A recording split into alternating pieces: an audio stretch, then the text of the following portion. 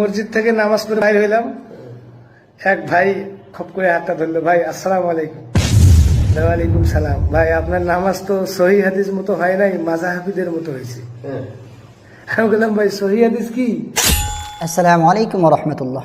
সম্মানিত দর্শক, কথিত লামাজহাবি আহলে হাদিসরা কি পরিমাণে ফেতনাবাজ, কি পরিমাণে ধোকাবাজ, আজকে সেই প্রমাণ এই ভিডিওর মাধ্যমে করব। এরা সাধারণ মানুষকে তথা নামাজিদেরকে কিভাবে ফেতনার আওতায় আনে, কিভাবে ফেতনা করে, আজকে এই ভিডিওটির মাধ্যমে দেখতে পাবেন। অতএব ভিডিওটি বেশি থেকে বেশি শেয়ার করে দিবেন আর চ্যানেলটি সাবস্ক্রাইব করে দিবেন। সম্মানিত দর্শক, কথিত লামাজহাবিরা ইবলিসের মতো কিভাবে মানুষদেরকে, নামাজিদেরকে ধোঁকা দিতে পারে, আসুন সেই ভিডিওটি আমি আপনাদেরকে দেখাই। একজন সাধারণ মানুষের জবান থেকে শুনুন কথিত লামাজহাবিরা কিভাবে ধোঁকা দেয়। তো ওই মসজিদ থেকে নামাজ পড়ে বাইর হইলাম,